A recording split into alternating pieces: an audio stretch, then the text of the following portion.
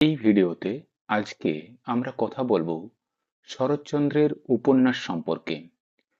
অনেক ছাত্রছাত্রী আমাকে জানতে চেয়েছিল যে শরৎচন্দ্রের উপন্যাস সম্পর্কে বিস্তৃতভাবে আলোচনা করার জন্য।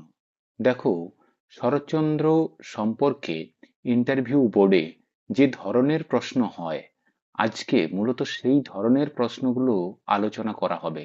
তার কারণ শরৎ সাহিত্যের যে ব্যাপকতা, সেই ব্যাপকতাকে আমরা একটা নির্দিষ্ট ভিডিওতে ধরাটা আমার পক্ষে খুব জটিল হয়ে পড়ে। শুধু তাই নয়, যারা বাংলা সাহিত্যের ছাত্রছাত্রী তারা তোমরা প্রত্যেকেই জানো যে বাংলা সাহিত্যের এই যে দিগন্তমূলক যে আহ, আহ, বাংলা সাহিত্যের ব্যাপ্তি, এটাকে নির্দিষ্ট একটা আলাপচারিতার মাধ্যমে এটাকে বলা খুব কঠিন হয়ে পড়ে। সেক্ষেত্রে অনেকটা বেশি সময়ের প্রয়োজন। তাই আজকে ইন্টারভিউতে যে ধরনের প্রশ্ন শরৎচন্দ্র সম্পর্কে এর আগে বিভিন্ন ইন্টারভিউতে করা হয়েছে এবং আমার এই বিষয়ে যতটুকু ধারণা আছে সেটা আজকে তোমাদের সামনে উপস্থাপিত করব। চলো দেখো, শরৎচন্দ্র সম্পর্কে প্রথম যে প্রশ্নটি করে যে বাংলা সাহিত্যের সবচেয়ে জনপ্রিয় কথাকার কে, বা বাংলা সাহিত্যের সবচেয়ে জনপ্রিয় কথাশিল্পী কে। এখন তুমি বলবে যে স্যার শরৎচন্দ্র চট্টোপাধ্যায়। হতেই পারে, অন্য কোনো উপন্যাসিকের নাম নিতে পারো, কিন্তু যারা বলছো যে শরৎচন্দ্র চট্টোপাধ্যায়, এক্ষেত্রে তোমাকে বলতে হবে যে তার জনপ্রিয়তার মানদণ্ডটা তুমি কি হিসেবে নির্বাচিত করছো। এই প্রশ্নটি আমাকে একটি ইন্টারভিউতে জিজ্ঞেস করে এবং সেক্ষেত্রে আমিও কিন্তু স্বাভাবিকভাবেই শরৎচন্দ্র উত্তরটা দিই। এতে যিনি ইন্টারভিউ নিচ্ছিলেন, যে স্যার, তিনি খুশি হন, কিন্তু তিনি আমাকে প্রশ্ন করেন যে তুমি যে বলছো শরৎচন্দ্র চট্টোপাধ্যায়কে আহ, বাংলা সাহিত্যের জনপ্রিয় কথাশিল্পী, কেন বলছো? এর উত্তরটা আমার কাছে তখন জানা ছিল না। উত্তরটা তিনিই আমাকে বলেন যে দেখো, শরৎচন্দ্রের লেখা ভারতীয় ভাষায় যতখানি অনূদিত হয়েছে এবং বাংলা ভাষার গল্প সম্ভারকে শরৎচন্দ্র সারা পৃথিবীব্যাপী যেভাবে বিকশিত করেছেন, এটা কিন্তু অন্য কোনো সাহিত্যিক করতে পারেননি। সেই জন্য আমরা বাংলা সাহিত্যের জনপ্রিয় কথাশিল্পী হিসেবে শরৎচন্দ্রকে বেছে নিই। দ্বিতীয় প্রশ্ন আসে যে শরৎচন্দ্র যখন তিনি উপন্যাস রচনা করছেন, সেই উপন্যাস রচনার প্রেরণা কোথায় ছিল। এক্ষেত্রে বলতে হবে যে রবীন্দ্রনাথ ঠাকুরের চোখের বালি যখন তিনি বিনোদিনী চরিত্রটি নির্মাণ করছেন, দেখা যাবে যে শরৎচন্দ্রের প্রত্যেকটি নারী চরিত্রেই এই বিনোদিনীর ছায়াপাত দেখা যাবে যে এরা আসলে ওই বিনোদিনীর আদলে তৈরি, কিংবা ওই বিনোদিনীর কাঠামোতে একটা নব রূপান্তর শরৎচন্দ্র ঘটিয়েছেন। সে কারণের জন্যই বলতে হয় যে শরৎচন্দ্র চট্টোপাধ্যায় রবীন্দ্র বলয়ের মধ্যে থেকে আসলে রবীন্দ্রনাথের ওই বিনোদিনী চরিত্রের সঙ্গে তিনি ভীষণভাবে আপ্লুত হয়েছিলেন। দ্বিতীয় প্রশ্ন আসে যে এই শরৎচন্দ্র যখন তিনি সাহিত্য নির্মাণ করছেন, তখন দুটো গোষ্ঠী আলাদাভাবে তৈরি হয়েছিল। একটা হচ্ছে সচেতন পাঠক সমাজ, আর একটা ছিল যে একেবারে যারা গল্প পিপাসু পাঠক সমাজ। তোমরা তো প্রত্যেকেই জানো যে সেই সময় যখন বঙ্কিমচন্দ্র রবীন্দ্রনাথ গল্প লিখছেন, সেই সময় কিন্তু বাংলার বেশ কিছু পরিবারে বা তৎকালীন কলকাতার এলিট সোসাইটির যে ফ্যামিলিগুলোতে আছে, সেখানে কিন্তু দুপুরবেলায় গল্পের আসর বসতো। সেখানে বঙ্কিমবাবুর লেখা বা কখনো রবীন্দ্রনাথের লেখা এগুলো পড়া হতো। এই জন্যই কিন্তু একটা শ্রেণী তৈরি হয়েছিল যারা আসলে গল্পটাকে ভালোবাসতো, এবং শরৎচন্দ্র এমনভাবে গল্পটাকে নির্মাণ করলেন যে গল্প আসলে পারিবারিক সমাজ জীবনের ছবি ভীষণ জীবন্ত হয়ে উঠেছে। দেখো, এর আগে অবধি আহ আহ, বঙ্কিমচন্দ্র বা রবীন্দ্রনাথের যদি তোমরা নায়ক চরিত্র দেখো, সেখানে দেখবে যে তারা হয় জমিদার সম্প্রদায়ের বা অন্যান্য কোনো একটা একটা একটা তাদের মধ্যে আভিজাত্য পরিবারের একটা ছায়াপাত দেখা যাবে। কিন্তু শরৎচন্দ্রের যে নায়ক চরিত্রগুলো, এগুলো আসলে হয়তো ক্ষয়িষ্ণু জমিদার সভ্যতার নায়ক চরিত্র। এমনকি শরৎচন্দ্র যে সমাজ ব্যবস্থাটাকে তিনি গভীরভাবে পর্যবেক্ষণ করছেন, সেটাও কিন্তু খুব আমাদের একেবারে চেনা সমাজবিত্র, যেটা কিন্তু বঙ্কিমচন্দ্র বা রবীন্দ্রনাথ কিন্তু সেভাবে ছুঁতে পারেনি। এই কারণের জন্য শরৎচন্দ্র অতি দ্রুত পাঠক সমাজের কাছে, অর্থাৎ গল্প পিপাসু পাঠক সমাজের কাছে খুব দ্রুত পৌঁছাতে পেরেছিলেন।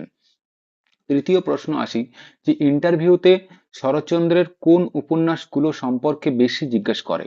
দেখো, শরৎচন্দ্রের ছোট গল্প নিয়ে আমরা পরে আলোচনা করব, কিন্তু উপন্যাস নিয়ে শরৎচন্দ্রকে যে প্রশ্নগুলো ইন্টারভিউয়ার করে, সেই কয়েকটা উপন্যাসের নাম হলো চরিত্রহীন, গৃহদাহ, শ্রীকান্ত, পল্লী সমাজ। মূলত এই চারটা বা দেনা পাওনা, এই রকম কয়েকটি উপন্যাসেই কিন্তু আসলে বিভিন্ন ইন্টারভিউয়াররা জিজ্ঞাসা করে। তার কারণ দেখবে তোমরা যে এই কটা উপন্যাসেই কিন্তু বিভিন্ন ইউনিভার্সিটিতে পড়ানো হয়। তাই স্বাভাবিকভাবেই যে যে উপন্যাসটা ইউনিভার্সিটিতে বেশি পড়ানো হচ্ছে, সেই উপন্যাসটার উপরেই কিন্তু বেশি গুরুত্ব দেয়। ভুলে গিয়েছিলাম যে পথের দাবি উপন্যাসটিও ভীষণভাবে গুরুত্বপূর্ণ। পথের দাবি উপন্যাসটার কথা যখন আমরা প্রথমেই এলাম, সেক্ষেত্রে এই উপন্যাসটা সম্পর্কে একটু বিশ্লেষণ করে দিই। দেখো, তোমাদের প্রশ্ন হতে পারে এখান থেকে যে বাংলা সাহিত্যের একটি অন্যতম রাজনৈতিক উপন্যাস হচ্ছে পথের দাবি। তো সেক্ষেত্রে তোমাকে বলতেই হতে পারে যে এই যে পথের দাবি, তিনি যে রাজনৈতিক উপন্যাস, এটাকে কেউ কেউ সার্থক রাজনৈতিক উপন্যাসও বলছেন, আবার কেউ কেউ এখানে ভিন্ন মত প্রকাশ করছেন। স্বাভাবিকভাবেই এটা যে আদতে একটা রাজনৈতিক উপন্যাস, সেটা আমরা প্রত্যেকেই জানি। এখন প্রশ্ন হতে পারে যে বাংলা সাহিত্যের যে একটা প্রধানতম রাজনৈতিক উপন্যাস, সেটা হচ্ছে পথের দাবি, তাহলে স্যার আনন্দমঠ বা ঘরে বাইরে এগুলো নয় কেন? দেখো, আনন্দমঠ যে সময়ে বঙ্কিমচন্দ্র নির্মাণ করছেন, তখন কিন্তু আর যাই হোক, সেই সমকালীন সমাজ বা বাস্তবতায় বা সেই সমকালীন যে রাজনীতি ছিল, সেটা কিন্তু একেবারে এই উত্তাল রাজনীতি ছিল না। ফলে আনন্দমঠ উপন্যাসে লেখক কিন্তু কি করতে চাইছেন, একটা আদর্শ সমাজ গঠনের জন্য একটা ভাবাদর্শের জয় গান গিয়েছেন তিনি। সেখানে সেখানে তিনি বোঝাচ্ছেন যে সার্ভাইভাল অব দ্য পলিটিক্স, অর্থাৎ কিভাবে একটা মানুষ সেই রাজনীতিতে টিকে থাকতে হবে আমাদেরকে, সেটার কথা তিনি বলছেন। একইভাবে তোমরা যদি ঘরে বাইরে দেখো, সেখানে হয়তো রাজনৈতিক মতবাদ প্রাধান্য পেয়েছে ঠিকই, কিন্তু ঘরে বাইরে উপন্যাসে নিখিল, সন্দীপ বা বিমলার মধ্যে যে মতবাদের পার্থক্য রয়েছে, সেখানে কিন্তু একটা রাজনৈতিক ছবি শুধুমাত্র ফুটে উঠেছে। সেই ছবিটার উপর বেশ করে কিন্তু এটাকে রাজনৈতিক উপাদান থাকলেও এটাকে আদতে সার্থক রাজনৈতিক উপন্যাস কিন্তু অনেক সাহিত্যিকেরাই কিন্তু বলতে চাইছেন না। তাই স্বাভাবিকভাবেই সেদিক থেকে পথের দাবি বাংলা সাহিত্যের একটা প্রধানতম রাজনৈতিক উপন্যাস, এটা দাবি করা যায়। কেন দাবি করা যায়, তার কারণ তোমরা জানো যে পথের দাবি রাসবিহারী বসুকে অবলম্বন করে আসলে অনেকেই বলতে চেয়েছেন লেখা। তো স্বাভাবিকভাবেই এই উপন্যাসটি কিন্তু তৎকালীন সরকার বাজেয়াপ্ত করে দেয়। বাজেয়াপ্ত করার পর যখন এইটার বাজেয়াপ্তটা যখন বিহারে প্রথম উঠে যায়, কিন্তু বাংলাতে কিন্তু এই উপন্যাসটির বাজেয়াপ্ত কিন্তু চলতেই থাকে। তখন বেশ কিছু মানুষজন তারা কিন্তু প্রতিবাদ করে, এবং স্বয়ং রবীন্দ্রনাথকেও কিন্তু এই এই প্রতিবাদ করতে না পারার জন্য, বা বাংলায় যেহেতু একটা বইকে বাজেয়াপ্ত করা হলো, তখন রবীন্দ্রনাথ তার কোনো প্রতিক্রিয়া না দেওয়ার জন্য রবীন্দ্রনাথকেও কঠোরভাবে সমালোচনা স্বীকার করতে হয়। তো এই জন্য আমার মনে হয় যে বাংলা সাহিত্যের একটা বিশিষ্ট উপন্যাস যদি বলতে হয়, তাহলে সেটা কিন্তু তোমার পথের দাবি। এবার পথের দাবি লিখছেন কেন তিনি? এর আগে শরৎচন্দ্র যা উপন্যাস লিখেছেন, সেখানে কোথাও কিন্তু রাজনৈতিক ছায়াপাত নেই। এবং তিনি এর পরেও যে উপন্যাসগুলো লিখেছেন, সেখানেও কিন্তু কোথাও রাজনৈতিক ছায়াপাত নেই। শুধুমাত্র একটি উপন্যাসেই রাজনৈতিক ছায়াপাত লক্ষ্য করা গেছে। অর্থাৎ এই যে শরৎচন্দ্রের মধ্যে, যে শরৎচন্দ্র সমাজ, পরিবার এবং বাস্তবতার উপর বেশ করে তিনি লিখছিলেন, তিনি হঠাৎ করে এই ধরনের সাহিত্য নির্মাণ করছেন কেন? তার কারণ বুঝতে হবে তোমাদেরকে, যে শরৎচন্দ্র আসলে গান্ধীবাদী রাজনীতিটাকে, তিনি কংগ্রেসের সঙ্গে যুক্ত ছিলেন ঠিকই, কিন্তু গান্ধীবাদী রাজনীতিটাকে তিনি স্বীকার করে নিতে পারছিলেন না। তিনি স্বাভাবিকভাবেই ওই বিপ্লবীরা যে সময় তারা অনুশীলন সমিতি বা যুগান্তর দলের যে যে মানুষেরা আন্দোলন করছিল, কোথাও না কোথাও তাদের প্রতি লেখকের একটা আলাদা আলাদা ভাবাবেগ ছিল, অনুভূতি ছিল তাদের প্রতি, এবং সেই অনুভূতি থেকেই তিনি কিন্তু কি করছেন, এই পথের দাবির মতো একটা উপন্যাস লিখছেন। সেখানে রামদাস তলোয়ারকর বা সব্যসাচীর মতো একটা একটা উজ্জ্বল চরিত্র তৈরি করে কিন্তু ভারতের স্বাধীনতা সংগ্রামের যে একটা একটা অবদান, সেটা কিন্তু তার উপন্যাসে রেখে গেছেন। তাই স্বাভাবিকভাবেই এই জায়গাটা থেকে তোমাদের প্রশ্ন আসতে পারে যে পথের দাবি উপন্যাসটি কেন সার্থক উপন্যাস। দ্বিতীয় প্রশ্ন আসতে পারে যে তাহলে কি আনন্দমঠ বা ঘরে বাইরেতে ছিল না রাজনৈতিক উপাদান? এগুলো নিয়ে প্রশ্ন আসে ইন্টারভিউতে। দ্বিতীয় যে প্রশ্নটা আসে, যে শরৎচন্দ্রের লেখায় প্রধানতম একটা উজ্জ্বলতম বৈশিষ্ট্য হচ্ছে যে শরৎচন্দ্রের নারী চরিত্রগুলোকে তিনি এত সুন্দরভাবে নির্মাণ করেছেন, যেগুলো আমাদের মনে হতে পারে যে কেউ একটা ঘরের বোন আমাদের, বা নারায়ণীকে যখন আমরা দেখছি সে তখন আমাদের বৌদি হয়ে যাচ্ছে একান্তভাবে, বা কখনো অন্নদা দিদি আসলে আমাদেরই দিদি। এই যে একটা চরিত্র, বা যখন আমরা কিরণময়ী সাবিত্রীর মধ্যে যাচ্ছি, তখন কিন্তু একটা আলাদা আলাদা অনুভূতি একটা পাঠক সমাজের মধ্যে কিন্তু তৈরি হচ্ছে। লেখক এই শ্রেষ্ঠ নারী চরিত্র নির্মাণ করেছেন। এই নারী চরিত্রগুলোকে কিন্তু কেন্দ্র করে তোমাদের প্রশ্ন ইন্টারভিউতে আসতে পারে। বিভিন্ন ইন্টারভিউতে দেখা গেছে তোমাদেরকে প্রশ্ন করতে পারে যে চরিত্রহীন উপন্যাসের নারী চরিত্রগুলো বলো, বা শ্রীকান্ত উপন্যাসের নারী চরিত্রগুলো বলো, বা অনেক সময় দেখা গেছে যে গৃহদাহ উপন্যাসের অচলার কথা জানতে চেয়েছে। গৃহদাহ উপন্যাসটা কেন নামকরণ গৃহদাহ হচ্ছে, এই নামকরণটার অবদান কোথা থেকে আসছে।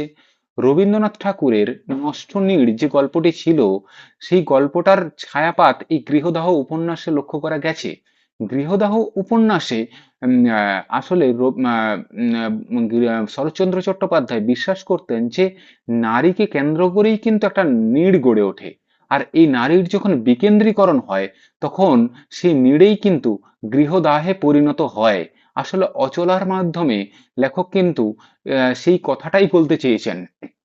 মহিম, সুরেশ এবং অচলা, এই ত্রিকোণ প্রেমের যে একটা একটা একটা দ্বন্দ্ব, সেই দ্বন্দ্ব আসলে সমকালীন সমাজ বাস্তবতার মানুষরা কিভাবে গ্রহণ করবে, সেই বিষয়টা কিন্তু ওখানে কিন্তু মানে সুন্দরভাবে তিনি আসলে ফুটিয়ে তুলেছেন লেখক। আরো একটা তোমাদের ইন্টারভিউতে প্রশ্ন হয় যে সমাজ গ্রহীত যে প্রেম, ঠিক আছে, সেই প্রেমের উপর নির্ভর করে যে উপন্যাসগুলো লেখা হচ্ছে তার নাম বলো। সেক্ষেত্রে তোমাদের মনে করতে হবে চরিত্রহীন উপন্যাস। আমি স্বাভাবিকভাবেই এটাও ইন্টারভিউতে জিজ্ঞেস করে, আচ্ছা শরৎচন্দ্রের কোন উপন্যাসটার পাণ্ডুলিপি পুড়ে গিয়েছিল, পরবর্তীকালে শরৎচন্দ্র চট্টোপাধ্যায় লিখেছিলেন? এক্ষেত্রে উত্তর হবে চরিত্রহীন উপন্যাস। চরিত্রহীন উপন্যাসের একটা বলিষ্ঠতম চরিত্রের কথা যদি তোমাকে জানতে চাই, তখন সেক্ষেত্রে উত্তর দিতে হবে আসলে কিরণময়ী। কিরণময়ী এবং সেখানে সাবিত্রী চরিত্র, এবং একইভাবে দিবাকর এবং আম, আম, উপেন, এই চরিত্রগুলো যেভাবে ওই উপন্যাসটাকে বিবর্তিত হয়েছে, এবং তৎকালীন সমাজ সোসাইটি যেভাবে চরিত্রহীনের তকমা লাগায় লাগায় আসলে লেখক সেই সমাজকে কিন্তু আসলে ব্যঙ্গাকৃত মনোভাবের একটা দৃষ্টিভঙ্গি পরিচয় দিয়েছে। এই চরিত্রগুলো নির্মাণ করে পরে তিনি সেই সেই ব্যঙ্গ করেছেন আসলে সেই তৎকালীন সমাজের ওই বিধি নিষেধগুলোকে। দেখবে তোমরা যে সাবিত্রী চরিত্রটির দিকে যদি তোমরা তাকাও, তাহলে দেখবে যে সাবিত্রী কতখানি সৎ তার মধ্যে। সাবিত্রী চরিত্রকে এত সুন্দরভাবে তিনি নির্মাণ করছেন, এই সাবিত্রী সেই চাকর বা বিহারী, এদের কাছে সাবিত্রী আসলে দেবীর মতো বা মায়ের মতো হিসেবে প্রতিস্থাপিত হচ্ছে। তোমরা যদি কিরণময়ী চরিত্রটা দেখো, সে তার যে একটা একটা একটা তার মনের ভিতরে যে একটা আলোড়ন সৃষ্টি হচ্ছে, সেটা কিন্তু এত সুন্দরভাবে জীবন্ত চরিত্র হিসেবে প্রতিস্থাপিত করেছেন শরৎচন্দ্র চট্টোপাধ্যায়, সেটা প্রশংসারই দাবি রাখে। যখন কিরণময়ী তার পঙ্গু স্বামীকে সেবা শুশ্রূষা করছে এবং অনঙ্গ ডাক্তারের সঙ্গে তার একটা সম্পর্ক, একইভাবে যখন সে উপেনকে দেখলো, তখন তার উপেনের প্রতি তার একটা আলাদা আলাদা অনুভূতি তৈরি হয়। এবং উপেন যখন এই এই কিরণময়ী নিয়ে গর্ব করছে, তখন স্বাভাবিকভাবেই এই উপেনের কথাই কিন্তু আসলে কিরণময়ী ওই তার পঙ্গু স্বামীর সেবা করার কথা ভাবছে। এবং এই উপেনের সঙ্গেই কিন্তু শেষ মুহূর্তে প্রতিদ্বন্দ্বিতা করার জন্য ভাগ্নে দিবাকরকে নিয়ে পরে কিন্তু, সরি ভাই দিবাকরকে নিয়ে পরে কিন্তু উপেনের ভাই আর কি, তাকে নিয়ে পরে কিন্তু সে আরাকানে চলে যাচ্ছে। আসলে এই যে, এবং আরাকান থেকে যখন সে ফিরে আসছে, তখন তার যে মনের যে বিশ্লেষণ শরৎচন্দ্র চট্টোপাধ্যায় করছেন, দিবাকর এবং কিরণময়ীর যে কথোপকথনের মধ্য দিয়ে যে সমাজ সোসাইটিটার কথা তিনি বর্ণনা করছেন, সেটা ভাষায় প্রকাশ করা খুব কঠিন হয়ে পড়ে। আসলে শরৎচন্দ্র কতখানি যে গভীরভাবে সমাজটাকে দেখেছিলেন, সেটা কিন্তু পরিষ্কার হয়ে যায়। এই সমাজকে দেখার দৃষ্টিভঙ্গি নিয়েই কিন্তু আসলে শরৎচন্দ্র হয়ে উঠতে পেরেছিলেন, যেটা কিন্তু বঙ্কিমচন্দ্র বা তোমার রবীন্দ্রনাথের পক্ষে হওয়া সম্ভব ছিল না। আসলে শরৎচন্দ্র নিজেই ছিলেন তো ভবঘুরে মানুষ। তিনি বাউন্ডুলের মতন বিভিন্ন জায়গায় ঘুরতেন এবং মানুষের সঙ্গে কানেক্টিভিটি তৈরি করতেন। মানুষকে দেখার যে দৃষ্টিভঙ্গি শরৎচন্দ্র লাভ করেছিল, স্বাভাবিকভাবেই অন্য কোনো কবি, অন্য কোনো উপন্যাসিক অত নিবিড়ভাবে মানুষের সঙ্গে কানেক্টিভিটি হতে পারেনি। সে কারণের জন্যই তিনি ইন্দ্রনাথ বা অন্নদা দিদি বা রাজলক্ষ্মী বা অভয়ার মতো বা কমললতার মতো চরিত্রগুলো সৃষ্টি করতে পেরেছেন, পুটির মতো চরিত্র সৃষ্টি করতে পেরেছেন। দেখবে তোমরা যে বাংলা সাহিত্যে এর আগে অবধি আহ, লেখাপড়া না জানা, ডানপিটে, আহ, সেই বর্ণ পরিচয়ের গোপাল থেকে শুরু করে আরো অনেক চরিত্র হয়তো বাংলা সাহিত্যকে সমৃদ্ধ করেছে, কিন্তু ইন্দ্রনাথের মতো চরিত্র বাংলা সাহিত্যে এর আগে দেখা যায়নি। এর আগে নৌকা অভিযানের গল্প আমরা নগেন্দ্রের পরিচয় পাই, বা আরো অন্যান্য নৌকা ডুবিতেও পেয়েছি নৌকা অভিযানের কথা। কিন্তু শ্রীকান্ত বা ইন্দ্রনাথের নৌকা অভিযান, সেটা যে কতখানি একটা একটা জ্বলন্ত ভাবাবেগ তৈরি করে, সেটা কিন্তু অন্যান্য সাহিত্যে কিন্তু আমরা দেখতে পাইনি। তোমাদের মনে রাখতে হবে যে শরৎচন্দ্র চট্টোপাধ্যায় কিন্তু বাংলা সাহিত্যে প্রথম তিনি আত্মজীবনীমূলক উপন্যাসের জন্ম দিচ্ছেন, এবং পরবর্তীকালে এই শরৎচন্দ্রের এই ধারাটাকে নিয়ে পরেই কিন্তু বাংলা সাহিত্য সমৃদ্ধ হচ্ছে। আত্মজীবনী মূলক উপন্যাস লেখার যে কনসেপ্ট, আসলে শরৎচন্দ্র উপলব্ধি করেছিলেন যে প্রত্যেকটা মানুষের জীবনেই তো আসলে একটা করে উপন্যাস। এই আমাদের জীবন কাহিনীগুলোকেই যদি আমরা কথার আকারে প্রকাশ করি, তাহলে আসলে একটা প্রকৃত অর্থে একটা উপন্যাস তৈরি হয়ে যাবে। তো সে কারণের জন্যই কিন্তু শরৎচন্দ্র চট্টোপাধ্যায় নিবিড়ভাবে তার জীবনকে দেখিয়েছিলেন, এবং তার পক্ষে এই ধরনের একটা উপন্যাস নির্মাণ করা, একটা একটা উপন্যাস নির্মাণ করে বাংলা সাহিত্যের গতিপথটাকে একটা অন্য দিকে নিয়ে যাওয়া কিন্তু তৎকালীন সময়ে একটা ভীষণ ভীষণ গুরুত্বপূর্ণ একটা কাজ বলে আমার মনে হয়। তো স্বাভাবিকভাবেই তোমরা এটাও মনে রাখবে যে বাংলা আত্মজীবনীমূলক উপন্যাসের জন্ম দিচ্ছে কিন্তু তোমার শরৎচন্দ্র চট্টোপাধ্যায়। শরৎচন্দ্র চট্টোপাধ্যায়ের অন্নদা দিদি চরিত্র বা রাজলক্ষ্মী চরিত্র বা অভয়া চরিত্র বা কমললতা চরিত্র, এই চরিত্রগুলো সম্পর্কেও কিন্তু স্বাভাবিকভাবেই একটা একটা ধারণা নিয়ে যাবে। তার কারণ এগুলো আসলে প্রত্যেক বাংলা সাহিত্যের ছাত্রছাত্রীদের কাছে একটা আদর্শ চরিত্র। তো সে কারণের জন্য এই চরিত্রগুলোর বিশ্লেষণ করতে গেলে হয়তো অনেক কিছু বলতে হয়। তাই স্বাভাবিকভাবেই আমি বিশ্লেষণের দিকটাতে যাচ্ছি না, আমি শুধুমাত্র ইন্টারভিউতে এই ধরনের প্রশ্ন আসে বা এই জায়গা থেকে প্রশ্ন আসে সেটা তোমাদের কাছে কিন্তু আমি পরিস্ফুট করে দিচ্ছি। তোমাদেরকে ইন্টারভিউতে এটাও প্রশ্ন করে যে শরৎচন্দ্র চট্টোপাধ্যায়ের শেষ উপন্যাসের নাম কি, তখন তোমাদের বলতে হবে যে শেষের পরিচয়। আচ্ছা, শেষের পরিচয় উপন্যাসটা কতখানি পর্যন্ত শরৎচন্দ্র চট্টোপাধ্যায় লিখেছিলেন এবং এই শেষের পরিচয় উপন্যাসটা শেষ করেছেন কে? এক্ষেত্রে উত্তর বলতে হবে যে শরৎচন্দ্র চট্টোপাধ্যায় 1 থেকে 15 অধ্যায় পর্যন্ত লিখেছিলেন, এবং এরপরে অপরাজিতা দেবী তিনি পরবর্তী যে উপন্যাসটি তিনি সেটাকে শেষ করেছিলেন। একই সঙ্গে আবার একটা ইন্টারভিউতে প্রশ্ন হয় যে শরৎচন্দ্রের উপন্যাসগুলো নাটকে রূপান্তরিত হয়েছে কোন কোন উপন্যাসগুলো। সেক্ষেত্রেও তোমাদেরকে মনে রাখতে হবে যে দেনা পাওনা উপন্যাস নাট্য রূপান্তরিত হয়েছে, হয়েছে দত্তার মতো উপন্যাস, হয়েছে গৃহদাহের মতো উপন্যাস। তো এই উপন্যাসগুলোও কিন্তু নাটকে রূপান্তরিত হয়েছে। তোমাদের প্রশ্ন হতে পারে যে শরৎচন্দ্র চট্টোপাধ্যায়ের স্পেসিফিক বেশ কয়েকটা উপন্যাস নিয়ে পড়ে, হয়তো সেটা সাল তারিখ জিজ্ঞেস করতে পারে। শ্রীকান্ত, চরিত্রহীন, দত্তা, বামুনের মেয়ে, এইরকম যে উপন্যাসগুলো আছে সেই উপন্যাসগুলো সাল তারিখটাও কিন্তু অনেক সময় জেনে যাবে। একইভাবে জিজ্ঞেস করতে পারে যে শরৎচন্দ্র চট্টোপাধ্যায় কোন পত্রিকার সঙ্গে ভীষণভাবে যুক্ত ছিলেন, এবং কিছুটা হয়তো সময়কালীন তিনি সেই পত্রিকাটির সম্পাদনাও করেছিলেন। সেক্ষেত্রেও তোমাদেরকে জানতে হবে যে যমুনা পত্রিকার সঙ্গে কিন্তু তিনি নিবিড়ভাবে যুক্ত ছিলেন। এবার আমি আসি যে প্রশ্নটাতে, সেটা হচ্ছে যে দেখো, রবীন্দ্রনাথ ঠাকুর যে সময়ে তিনি আসলে যোগাযোগের মতো উপন্যাস লিখছেন, বা যে সময়টাতে তিনি শেষের কবিতা লিখছেন, বা একই সময়ে যে সময়টাতে তিনি ঘরে বাইরে লিখছেন, ঠিক সেই সময়টাতেই কিন্তু চরিত্রহীন বা তার পরবর্তী দেবদাসের মতো উপন্যাসগুলো আসলে লেখা হচ্ছে।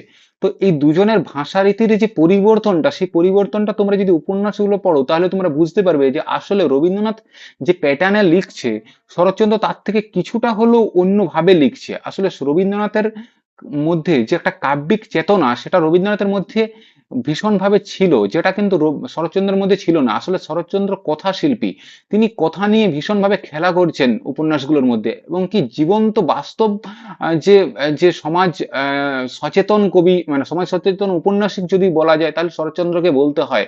তিনি শরৎচন্দ্র ওই যে যে যে চরিত্রগুলোকে তিনি তুলে ধরছেন, তৎকালীন সমাজের যে বাল্য বিবাহ, তৎকালীন সমাজের যে অনাচার, তৎকালীন সমাজের যে জাতিভেদ, সেই বিষয়গুলোর উপর ভিত্তি করে তিনি যে যে কাহিনীটা নির্মাণ করছেন, সেই কাহিনীটা কিন্তু তো একটা মাস্টারপিস জায়গায় চলে যাচ্ছে। তো তোমাদের প্রশ্ন হতে পারে যে শরৎচন্দ্রের কয়েকটা প্রেমের উপন্যাসের নাম বলো, সেক্ষেত্রেও কিন্তু অরক্ষণীয়া বা পরিণীতা বা দেবদাসের মতো উপন্যাসের কথা তোমাদের বলতে হবে। এই দেবদাস উপন্যাসের বিষয়টিও কিন্তু তোমরা খুব ভালোভাবে জেনে যাবে। আসলে শরৎচন্দ্র চট্টোপাধ্যায়ের আরো একটা বৈশিষ্ট্য লেখার মধ্যে ভীষণভাবে গুরুত্বপূর্ণ, সেটা হচ্ছে যে শরৎচন্দ্র ভীষণভাবে এটা উপলব্ধি করতেন যে কোনো একজন পুরুষ, তিনি যদি কখনো নারী সম্পর্কে উদাসীন হয়, কোনো একটা ভালোবাসার সম্পর্ক আসার পরে স্বাভাবিকভাবে একজন প্রেমিক যখন তার প্রেমিকার সম্পর্কে উদাসীন হবে, তখন সেই প্রেমিকার মনের মধ্যে যে অনুভূতি কাজ করে এবং প্রেমিকের প্রতি তার যাওয়ার মানে প্রেমিককে পাওয়ার যে একটা চূড়ান্ত আকাঙ্ক্ষা তার মধ্যে তৈরি হয়, সেটা কিন্তু শরৎচন্দ্র ভীষণভাবে উপলব্ধি করেছিলেন। সে কারণের জন্যই দেখবে যে তোমরা যখন শ্রীকান্ত উপন্যাস পড়বে, সেখানেও কিন্তু দেখবে যে শ্রীকান্ত কিন্তু রাজলক্ষ্মীকে চিনতে পারছে না, এবং তখনই কিন্তু রাজলক্ষ্মীর ওই শ্রীকান্তের প্রতি যাওয়ার একটা আকাঙ্ক্ষা তৈরি হচ্ছে। এবং একইভাবে তোমরা যদি পল্লী সমাজ উপন্যাসটা দেখো, সেখানেও কিন্তু দেখবে যে রমেশ কিন্তু রমাকে চিনতে পারছে না, এবং ওই তারকেশ্বরে পুজো দিতে যাওয়ার পরে। তো এই যে লেখক আসলে চরিত্রের যে একটা মনের যে বিশ্লেষণ, সেটাকে এত সুন্দরভাবে ফুটিয়ে তুলেছেন, যেটা অন্যান্য উপন্যাসিকরা বা সমকালীন বা তার পূর্ববর্তী অন্যান্য সমকালীন উপন্যাসিকরা ততটা মানুষের মনের ভিতরে প্রবেশ করতে পারেনি। আসলে শরৎচন্দ্র তার ভাষার মধ্য দিয়ে, তার কথাবার্তার মধ্য দিয়ে এবং তার সমাজের বিশ্লেষণের মধ্য দিয়ে পাঠকের হৃদয়ে এতখানি ঢুকে গেছেন যে পাঠক সেই চরিত্রগুলো আসলে রামায়ণ মহাভারতের যে চরিত্রগুলো, সেই চরিত্রগুলোর সাথে সাথেই কিন্তু এই চরিত্রগুলোকেও আদর্শ হিসেবে স্থাপিত করছে। নারায়ণীর মতো চরিত্রকে বা ধরো সাবিত্রীর মতো চরিত্র বা অন্নদা দিদির মতো চরিত্র বা অভয়ার মতো চরিত্র আসলে নির্মাণ করে তিনি এটা দেখাচ্ছেন যে বাংলা সাহিত্য সমকালীন সময়ে হয়তো এই চরিত্রগুলোকে দাগ চরিত্রের মধ্যে দাগ সৃষ্টি করে দিয়েছে ঠিকই, কিন্তু এরা আসলে জীবন্ত চরিত্র এবং এরা আসলে একটা আদর্শ সমাজ গঠনের পরিপ্রেক্ষিতে এই চরিত্রগুলোর বাংলা সাহিত্যে একটা আগমন ঘটেছে। প্রত্যেকে ভালো থেকো এবং ইন্টারভিউর জন্য প্রস্তুতি নাও।